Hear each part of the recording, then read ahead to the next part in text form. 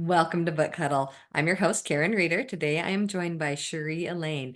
Sheree is the author of a book series with 9 out. This is exciting. It is The King Kids, and then she's got another series that her third is coming out shortly, and that is the Dragon for Dinner series. This is one that I was just listening to on her YouTube channel, and this one caught me. I am so excited to go and read this book in full because it's very intriguing. I'm going to let Sheree first take a minute though to introduce herself and then talk about what got her writing. Oh, great. So as you mentioned, I'm author Sheree Elaine. I what got me into writing would was actually a very specific. So before I became an author, I worked for authors, doing a lot of social media work, newsletters, networking, things like that. And absolutely loved it. And then, so when I did get the idea for the King Kids series, I thought, I can do this. I know Right? exactly how to do this because I had done all the work for the other authors. Yes. So it made the transition into writing a lot easier. And I was reading with my kids. So our kids' school does like the whole school reads the same book and they Oh, read. one school, one book?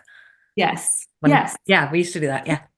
They sent home a book and I was reading it with my kids and I was noticing that it was not holding their attention and Mhm. I was struggling.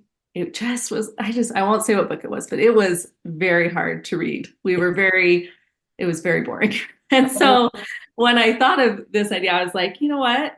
What is it that my kids like to read? yes. And that's what I wrote.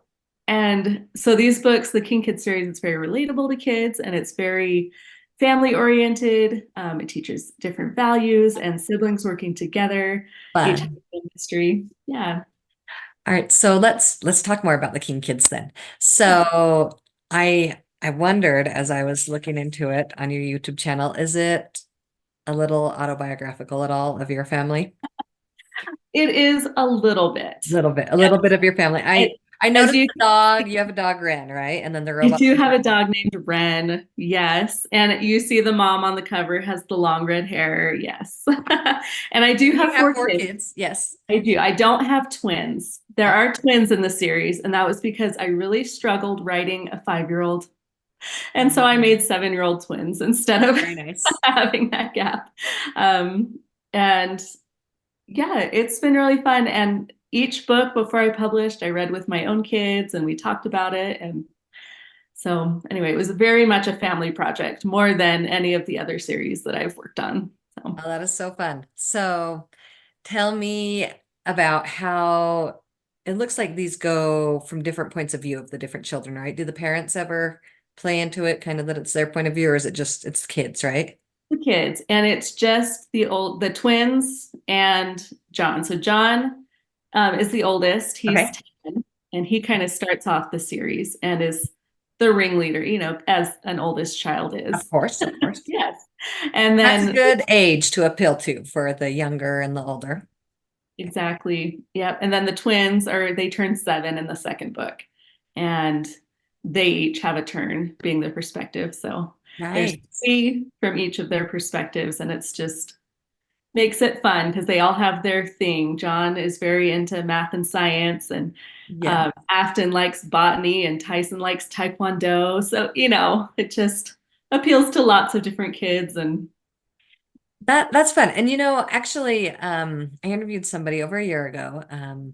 It's Barry's books, and she has this series, the Antipas series, and this was the first time I encountered it. And the first book that I read, oh, Valentina was like 5. And I was like, you're writing this for middle grade. And so I was surprised at first, and I was skeptical, to be honest, because I was like, I don't see how this is going to appeal to an older audience. But the language and the adventure just made it fun, and it like made it so you could pull yourself into it and be like, yeah, this is cool. Like I remember being 5, and that it didn't feel like reading a kiddie book. And so I can see that being good, like that you're doing the 7-year-olds and the 10-year-olds, that even if it's a 10 or 11-year-old reading it, that they can remember what it was like being 7 without feeling, especially since we've got John at times, the 10-year. Yes. And Yeah, so I like that, having these different, that there's familiarity there and then also new connections to be made. definitely. All right, now let's talk about Dragon for Dinner, because I was listening to that one and I just love it. We've got this magical series where when the kid reads the book, a character comes out and interacts with them, right? To help solve a problem. So Yes. tell me more about this. Tell me how you came up with this idea. Let's just start there. How'd you come up with Yeah. the idea? So this idea actually came to me as I had 3 books left to write in the King Kid series, of course, right? Um, so Back burner. exactly. And so it actually, the first one, it came together really quickly because I had been thinking about it as I got these other books out and published. First of all, it's a military family, which is not something I personally, I'm not from a military family, but we have lots of them around us. And Cool. so it was really fun to kind of play on that dynamic with the dad is just gone, Okay. being deployed. Mhm. And then James, who's in 6th grade, he is really good friends with his neighbor, who is an elderly man who's just lives by himself. Okay. And like he will stop and talk to him on his way home from school every day. And I actually got that idea because my son, who is 10, has Yes. a really good friend that he loves talking to that is this older woman. And it's just the sweetest Oh, relationship. So fun. I just loved that. And so he wants to be a writer. James wants to be a writer when he grows up, and Very he's always journaling and writing. And he um, is going to enter a competition, a newspaper competition, how and fun. but he cannot think of what to write. And he says it's Okay. the first time in his life he's had this happen, and he's talking to his neighbor about it. And later that day, he brings over this box of books, and he says, "Oh, I think these will spark your imagination." Like, Nice. and it's And kind of he mysterious. knows, the neighbor knows what will happen with these books. Yes, He knows about the he magic. does. Cool. Okay. Does. And so James is like, okay, I've tried everything. I'll read the book. And as he's reading this first book, a dragon comes out of the book. Nice. So Oh, anyway, it's just the adventure of he's the only one that can see the dragon. oh, okay. And Well, so that is can the kind of cat see it? Because when I was listening, a the cat can. cat can see Okay. it. That's true. Okay. But none Other of the other animals can see them, people but can see. Okay. only he can see it. And so he kind of has to find out how to work the dynamic of this dragon coming to dinner while being the only one that can see it and not coming Nice. across as completely crazy. So That's to fun. his mom and little sister. Uh, So that sounds so much fun. And you got a good narrator. I enjoy listening to it. So thank it's you. fun. He will be thrilled to hear that.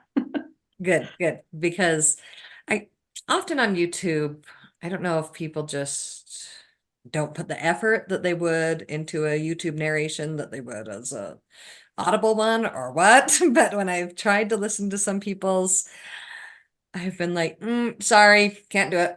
Too Like much. it needs to, if for one, it needs to be a good recording and it needs to be good narration. So sometimes I'm like, if we can get the book, I can try that next, but it's got to be good narration if I'm Yep. listening to This narrator, that was his audition piece, and he said I it. could use Nice. it for the YouTube. So he's gonna do the whole book series for Fun. me. Okay, Actually. good. Yes, he's good. I love listening to audiobooks. It's Oh, me such a too. great And way to my consume kids are getting into it too, so it's really fun. fun.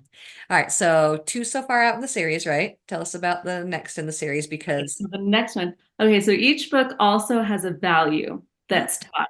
So in the first one, it teaches confidence. okay, And the second one is empathy. It's Troll for Tacos.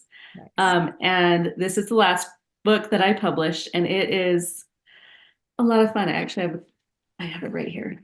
nice. Oh, I love the illustration there. Yes, my illustrator is amazing. And this, I have the same illustrator for those 2 series because she's just fantastic to work with.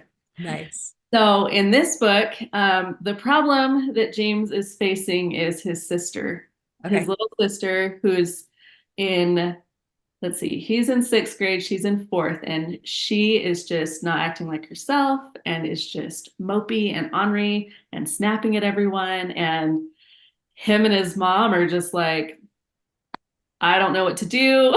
This is out of our league. And his mom makes the comment like, this is becoming a problem. And James goes, oh, a problem? I've got a book for that. Yes, exactly. So he pulls out the next book and this troll comes out, but the troll has a worse attitude than his sister. So he's like, great. Now I have two trolls to deal What am with. I going to do with this? Yes, Go back in the exactly. book. Exactly, exactly. So, but it was a really fun one to write too. And yeah, I don't want to give away too much. Yeah, I know. I love going into a book fairly blind actually, and listening to that first chapter. I was like, oh yeah, I'm loving this. Like this character, because the dragon talks about, oh, I'm a different size right now than the last time I appeared in Yes. one. And And that so, is another fun thing because the dragon came out kind of small, uh, but the troll comes out huge. He like fills the room. oh And man. so he like shakes the house when he walks, and it's Oh, yeah. and getting James all worried, I bet. Uh-huh. Yeah. And he's like, there's no way they aren't gonna notice. Right, right. How can you not? It was one thing, Yes. dragon, I don't know, was it on his shoulder, go around with him? What would you do with him? Carry him? He just followed him. You just followed him. Okay. So one thing when there's a small, compact animal That's true. going, oh man. All right. So then the third one coming out, what will this title be? It's Phoenix for Fudge. Oh, So that's all of them will have food in the title because I there's like a it. recipe at the end of the book. And that's Grace is Oh, the a recipe at the end of the book. Fun. So are you sister. the recipe author as well, or did I you? am. Well, yes. That's fun. Nice. So Grace, the sister, she wants to grow up to be a chef. And so that's kind of her thing throughout the series is she's working on a recipe. She makes dinner a lot, which is super helpful to the mom while dad is gone. Who doesn't love that as a parent? Oh yeah. Who wouldn't? I mean, Yeah. who wouldn't love that? Yes. um anyway, so yeah, it'll be Fudge and the dad actually comes home in the third book. Fun. That's We how get it to meet the starts. dad, so a new character there. Are these Yeah, all from James's perspective? Did you yeah, say already? Okay, so because you were saying the sister's doing recipes, so I was trying to. yeah, but she's still the side character. She's still Okay, involved a lot, but it's from James' perspective. perfect, perfect. So 9 books in this one, and there were 12 in the King Kids. Other way around, nine in the Sorry, King Kids, and nine there in the will King be Kids. There would 12 be in 12 the here. So you've yeah. got an outline drawn out with the plan Yes. set for these. Yes, Excellent. Stan, the elderly neighbor, drops off 12 books. So there will be Oh, so that's how we know. one for each book, and it'll Nice. be a month. Problem going on. One a month, not coming out, but in the book, In his living it, yes, happening in book. He's reading a book in one a the. month. Mhm. Okay, cool. Which is fun because he's in sixth grade, so we'll get to see him transition from sixth to seventh at a different school where his sister Oh, isn't there. Anyway, so lots of growing yes. That pains so and many kids can relate to. I mean, yes, who doesn't remember the joys of middle school of junior high, whatever it was called for whoever. exactly. Okay. Oh man. Okay. So, Sheree, would you mind sharing with us about the life of an indie author? Because I've read a lot of great indie books, so let's not discount anything about the quality of what it can be, but let's talk about what it's like. It is a lot of work because, like you said, I'm my own marketer. I Yes. have to find my own editor, my own cover artist, my interior, um, I do all that work. There is the level of it's easier because nobody is going to tell me no, I can't There publish you that. go. You're your boss. Yes. Yes. But at the same time, the market has been completely flooded with indie authors, and Yes. now AI is coming into it. That's a whole different, Right. discussion. And it's really hard for a book to stand out in the marketplace, you Yes. know, at all. So even for traditionally published authors, I would say, Oh, I think definitely traditionally published authors also, they're going on these book tours. They've got their socials. They've got so many things that they have to do themselves. It's definitely a thing that authors need to do, whether they're indie or not. An author definitely needs to share their book out there. So tell us tactics that you use to get the word about your book out. yeah. So like I mentioned earlier, I did have the advantage of I was doing marketing for authors before I came in with my own books, and I do still work with these authors. And I've learned so much. They've been so helpful through this process. So having a mentor or two or three is just invaluable. Wonderful. Yes. I'm on all my social medias. I started a YouTube channel that has my first three King Kids books up there for free to listen to. Perfect. And we're going to have all of these places that you can find Sheree in the description below. Yes. So social media is huge. I do a lot of school visits. Great. Um, it and a lot of word of mouth spreads. You do one school and they tell the others. So I've done pretty much all the schools in our little town here Nice. and have expanded out a little bit there. Yeah, and just not being afraid to say, well, I wrote a book. Want Yes. to talk Right. about my book? Because that can be a little intimidating Oh, when, right. Yeah. Especially like you were saying, the market's just flooded with indie yeah, authors. So it's like, well, here I am, one of them. You've got yeah, exactly. confidence in what you're doing, right? And really have like believe in yourself and believe in your Yes. books and Like, yeah, didn't you say that's the first thing that you're learning with the dragon is confidence? yes, confidence. Yes, Exactly. very much. Kids need it, Actually adults good need it, for the right? soul. We need it. It was good for the soul to write a confident character or to build. Right. Yes, absolutely. Excellent. Well, I'm mostly excited about this dragon one because like I was telling you, listen, It, it's it like, is a yeah, really fun fantasy series. that is so fun. So are you able to get your books in libraries? How does that go for indie authors? Yes, they are in libraries. I mean, the libraries have to request them, Okay, but but you can request them to request them, yes. or as the viewers here, you can go ask your library to request it because Mhm. librarians take this into account. Yes. Yep, they can do that. And then a lot of times at events, like author events, librarians will be there. So my books are in quite a few libraries, as well as my audiobooks through the Libby app.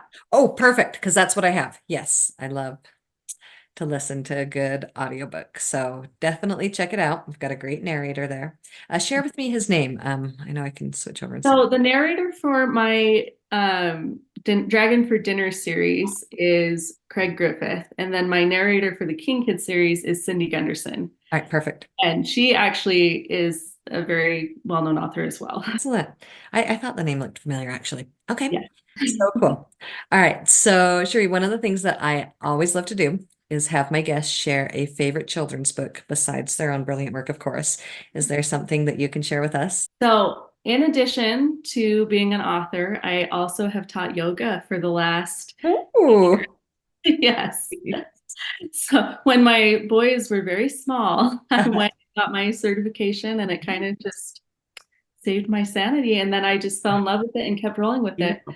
I taught in gyms for a long time and then we moved to a house that had a studio. So now, Right. actually, behind me here is my office slash studio. Yeah. So I have a book that I would read to, I taught in 2020 a kids yoga Of course. class. Yes. That shut it down. But this is a book that we always read. I Am Human. Oh, okay. Oh, and another book on empathy. Yes, Beautiful.